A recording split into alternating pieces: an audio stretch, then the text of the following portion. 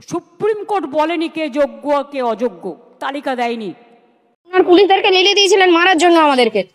তো আজকে উনি কিসের জন্য এত জনদরদি হয়ে উঠে এসছেন? কি বলতে, আর এসে তো ছিলেন নিজের বক্তৃতা দিতে, আমাদের একটা কথা শুনেছে?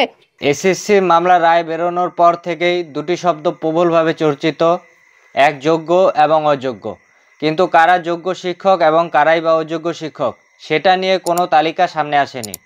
গোটা বিষয় একটি ধোঁয়াশার মধ্যে রয়েছে। সোমবার নেতাজি স্টেডিয়ামে যোগ্য ও এবং অযোগ্য নির্বিশেষে চাকরিহারাদের সঙ্গে বৈঠক করেন মুখ্যমন্ত্রী মমতা বন্দ্যোপাধ্যায়। নিজের বক্তব্য শুরুতেই মমতা বন্দ্যোপাধ্যায় বলেন, প্রথমত শীর্ষ আদালতের কাছে আমরা জানতে চাব কারা যোগ্য এবং কারা অযোগ্য, সেই তালিকাটা আমাদের দিন। এরপর যোগ্য শিক্ষকদের পক্ষে জোরালো সওয়াল করেন মমতা বন্দ্যোপাধ্যায়।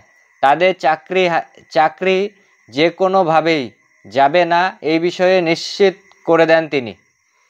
কিন্তু এই নিয়ে চাকরিহারা প্রার্থীরা ঠিক কি বলছেন শুনুন। পুলিশদেরকে লেলিয়ে দিয়েছিলেন মারার জন্য আমাদেরকে। তো আজকে উনি কিসের জন্য এত জনদরদি হয়ে উঠে এসছেন? কি বলতে, আর এসে তো ছিলেন নিজের বক্তৃতা দিতে, আমাদের একটা কথা শুনেছে? আইনের পথে কোন আইনটা আপনি মেনেছেন যে আমাদেরকে বলছেন আইনের পথে মানতে? বিরোধীদের চক্রান্ত, বিরোধীদেরকে আজকে এই অস্ত্রটা তুলে দিয়েছে কে? প্যানেলে যদি এত করাপশন না থাকতো তাহলে কি বিরোধীরা আজকে এরকম ভাবে আক্রমণ করার সুযোগ পেত? আমাদের এই চাকরি যে আবার নেওয়া হবে, এতে যে কারচুপি হবে না তার গ্যারান্টি কে দেবে? কিসের জন্য ফ্রি সার্ভিস এখানে? উনি কেন বলতে চাইছেন যে কেন ভলান্টিয়ারি করবো? কি আমরা এখানে ফ্রিতে সার্ভিস দিতে এসেছি? প্রত্যেক দিন এই যে 6 ঘন্টা করে পড়াই এবং এই পড়ানোর জন্য এত বছর যে পরিশ্রমটা করেছি সেটা ফ্রিতে দেওয়ার জন্য? আর বাচ্চাদেরকে গিয়ে পড়ানোর জন্য স্কুলে কেন পড়াবো? তাহলে আপনি টিউশন পড়া, আমি টিউশন পড়িয়ে দিচ্ছি। স্কুলে গিয়ে পড়ানোর কি দরকার আছে? ওই বাচ্চাকে আমি সব বাচ্চাকে বলবো স্কুল ছেড়ে চলে আসো টিউশন পড়তে আমার কাছে। ফ্রিতে কোনো সার্ভিস নেই। আর সবচেয়ে বড় ব্যাপার, এত বছর খাটানোর পরে, এত বছর এই জায়গায় পৌঁছানোর পরে যদি বলেন ফ্রিতে সার্ভিস দিতে, আপনি পুলিশে দিয়েছেন ভলেন্টারি, আপনি নার্সিং এও দিতে চেয়েছিলেন, পারেননি, মানুষ মরে যেতে পারে, তখন আপনার গতি চলে যেতে পারে। এখন আপনি এসছেন বলতে চাই যে ভলেন্টিয়ারি সার্ভিস দিতে, মানে টিচারও ভলেন্টিয়ার হবে 26-এর ভোট অনুযায়ী। 26-এর ভোটের আগে আমরা সব ভলেন্টিয়ার সার্ভিস দেবো, তারপরে আপনি বলবেন আপনি আমাদেরকে চিনিও না, তোমরা যাও, টাটা বাই বাই। এইসব চাল কি আমরা বুঝি না? আজ 5 বছর ধরে আমাদের এই গত বছর যখন চাকরি গেল, গত বছরও তো আমরা সেম ভাবে রাস্তায় নেমে চিৎকার করেছিলাম, ওনার সঙ্গে কতবার দেখা করার চেষ্টা করেছিলাম। ওপর থেকে অর্ডার আছে, ওপরটা কি আমরা এটাও জানতে চাই, কোন ওপর থেকে আসে? যে ওপর তার উপরেও কোনো ওপর আছে? কোনো কাজে আমরা খুশি নই। উনার এই বক্তব্য, উনি বক্তৃতা দিতে এসেছিলেন, উনি আমাদের সলভ করতেছেন। কি সলভ করেছেন? আইনি পথে হাঁটতে হবে। আপনি গত 1 বছর ধরে আইনি পথে একটাই কথা বলেছিল যে যোগ্য আর অযোগ্য তালিকা আলাদা করে দিতে। উনি এখনো পর্যন্ত করছেন না। কি এমন সরকারের কাছে নেই? এত বড় সরকার, এত বড় রাজ্য চালানোর আপনারা আলাদা করতে পারছেন না? এই কোটার নাম এদিক আর ওদিক, অযোগ্যরা এরা অযোগ্য, যোগ্যদের নামটা দিন। আপনারা দাঁড়িয়ে আছেন কিসের জন্য? শুধু বক্তৃতা, ফুটেজ খাচ্ছে। ভোট আছে সামনে, এই ভোটের জন্য আমাদের এই 26 অব্দি টানবে, ভোটের জন্য যে তোমরা বাবা এই ভলেন্টিয়ার দাও, এই দাও, ওই দাও, 26 অব্দি আমাদেরকে উদ্ধার করো। ভোট ব্যাংক, আর আমরা তো ভোট ব্যাংক নই। ওদের যে ভোট ব্যাংক আছে তাদেরকে উদ্ধার করার জন্য আমরা চাকরি, এই যে আমরা আমাদের ফ্যামিলি পিছু 4 জনও ধরলে, আমি বলছি যারা আমরা যতজন আছি, কত হবে? আমরা ম্যাক্সিমাম 50 লাখ, 1 কোটি, 10 কোটি মানুষ, 1 কোটি কে ভাবে? বাকি 9 কোটি তো ওনার জন্য লক্ষ্মীর ভান্ডার আছে, এই ভাতা ওই ভাতা করে চল। আপনি যদি আজকে এই কারাপশনটা না করতেন, আজকে এই দিনটাই দেখতে হতো না। আপনার লোকজনেরা করেছে।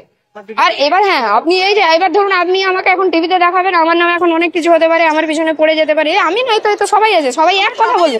আমি একটা বলছি, এটা সবার কথা। আমরা কিছুদিন যাবো, তারপর বলবেন এসেছেন আপনি এতদিন, তাহলে এক কাজ করুন, আপনাদের এই পোস্টটাকে পার্মানেন্ট করে দিচ্ছি, যেমন কলেজে আছে 1-2 করে। উনার তো কথা হচ্ছে যে আলটিমেটলি 10,000 টাকা একজনের স্যালারিতে 5 জন পালবে, 5টা ফ্যামিলি পালবে, আর আমরা কষ্টে সৃষ্টে চালিয়ে নেবো। বাঙালি জাত, কিছু করার নেই, চালাতে তো হবে। কাল থেকে ইএমআইও দিতে হবে, সবের নোটিশ আসবে। এবার আপনি বলতে পারেন যে সরকারি চাকরি গেছে, বেসরকারিতে যাচ্ছেন না কেন? বেসরকারি, আরে বেসরকারিতে এই মুহূর্তে 26,000 কে চাকরি দেবে? কোথায় আছে যারা টিচারি করে? 26,000 স্কুল অন্য কোথায় আছে যে 26,000 এই টিচারকে বেসরকারি স্কুলে এতগুলো পোস্ট ক্রিয়েট কোথা থেকে করবে? আর আপনি মনে করেন যে 2-3 বছরের মধ্যে যাদের বয়স এখন 40-এর কাছাকাছি, তারা সরকারি চাকরি পড়া করবে, তারা বেসরকারিতে ইন্টারভিউ দিতে যাবে? এটা সম্ভব কখনো? মাথারও তো একটা বয়স আছে। মানে একটা আমি আজকে কল অবশ্যই ইন্টারভিউ, ইভেন আমি আপনাকে এটাও বলছি, গত বছর এরকমও হয়েছে কেভিতে এই চাকরি চলে যাওয়ার পর কেভিতে আমাদের অনেক বন্ধুরা অ্যাপ্লিকেশন দিয়েছিল, সিম্পলি বলেছিল যে এরা এরা যদি কালকে চাকরি ঠিক হয়ে যায় এরা চলে যাবে, এদের কোনো গ্যারান্টি নেই। আর এরা এতদিন বাংলা মিডিয়ামে পড়িয়ে এসেছে, আমরা বেশিরভাগ তো বাংলা মিডিয়ামে, এদের এক্সপিরিয়েন্স নেই, তো নেবে না তারা। আমরা নিজেরও সেটা ফেস করেছি, নেবে না তারা। তো আমরা বদনাম করার জন্য তো বাংলা বদনামটা উনি আর কি বাকি রেখেছেন? বিরোধীর খেয়ে দিয়ে কাজ নেই, বিরোধীর কথা বাদ দিন, বিরোধী তো অনেক করে, বিরোধী কি করেছে না, আমি বলতে চাইছি বিরোধীরা ডাইরেক্টলি কি করেছে। আপনার এসএসসি আপনি বলছেন স্বশাসিত, এসএসসি স্বশাসিত, কিসের স্বশাসিত? যেখানে এসএসসি চেয়ারম্যান নিজে বলে আমি কিছু জানি না, ওই সময় যারা ছিল তারা জানে। সবসময় তাহলে আপনি ওই চেয়ারে বসে আছেন কিসের জন্য? এসএসসি চেয়ারম্যান ওই চেয়ারে বসে আছে কিসের জন্য? আপনার কাছে অর্ডার আসে না? আপনাকে নিয়োগ কে করেছে? ওই লোকজনই তো করেছে, মানে ওখান থেকে অর্ডার আসে এই চেয়ারে বসার জন্য। তারপর এমপ্লয়ি হয়ে আমাদের জবের কোনো কি বলবো কোনো গ্যারান্টি না থাকে, তাহলে আমরা প্রাইভেট এমপ্লয়ি কোথায় যাব? আমরা আমাদের ফ্যামিলিদের কি হবে? বাচ্চাগুলো যে রেখে এসেছি বাড়িতে, সেই বাচ্চাগুলোর ভবিষ্যৎ নেই। একটা তো সমস্যা, একটা তো ভেবে রেখেছিলাম, পরিকল্পনা ছিল, আমরা এত খাটাখাটি করে পরীক্ষা দিয়েছি, রেজাল্ট হয়েছে, আমরা সব প্রসেস ফলো করেছি, তবুও এখন এসে বলছে পরীক্ষা দিতে হবে। যদি এটা বিরোধী দলের চক্রান্ত, মেনে নিলাম, বিরোধী দলের চক্রান্ত সব মেনে নিলাম, কিন্তু আপনি কি করছেন? আপনি তো বিরোধীদের হাতে অস্ত্রটা তুলে দিয়েছে কে? বিরোধীদের চক্রান্ত, তাদের হাতে সেই অস্ত্রটা তুলে দিয়েছে কে?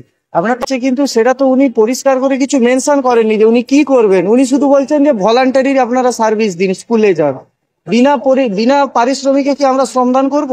উনি কি করবেন সেটা তো কিছু বলেননি। উনি বলছেন বিরোধীদের চক্রান্ত, বিরোধীদেরকে আজকে এই অস্ত্রটা তুলে দিয়েছে কে? প্যানেলে যদি এত করাপশন না থাকতো তাহলে কি বিরোধীরা আজকে এরকম ভাবে আক্রমণ করার সুযোগ পেত? আপনাদের কথা ভাবছেন না কেন ভাবছি? কোথায় ভাবছেন না? ভাবেন তো, চাকরিতে ডিএ দেয় না, যে উনি আসার পরে একটা এসএসসি হয়েছে, আজকে ডাব্লিউবিসিএস হয়, প্রত্যেক 2 বছরে একটা করে মানে নিয়োগ হয়, পুরো একটা টাইম লেন্দি প্রসেস। আগে যেটা অনেক তাড়াতাড়ি হতো সেটাও লেন্দি প্রসেস, এবং সেটা দিনের পর দিন টাফ হচ্ছে, সিট সংখ্যা দিনের পর দিন কমছে।